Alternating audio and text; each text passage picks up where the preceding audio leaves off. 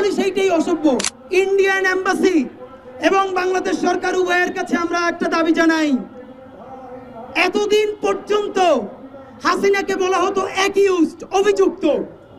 আমরা টকশোতে বলতাম খুনি হাসিনা, সুশীলরা বইলে উঠতো খুনি বলেন, তার বিরুদ্ধে কি এখন পর্যন্ত মামলা প্রমাণ হয়েছে? আমরা বলতাম ঠিক আছে, তাহলে খুনি বলবো না। ফ্যাসিস্ট বলে না, তার সাথে ফ্যাসিস্ট যায় না, তাহলে বলি ফেরাউসিনা। বলাটা কেমন কথা? অসভ্য কথা। তাহলে সভ্য কথা কোনটা বললে হয়? যা বলি সেইটাই অসভ্য।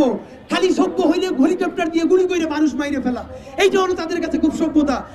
আজকে থেকে বাংলাদেশের কোন মিডিয়া যদি হাসিনার আগে ফ্যাসিস্ট বা খুনি না লেখেন, আপনারা বাংলাদেশের আইনি কাঠামোর মধ্যে অপরাধী হবে।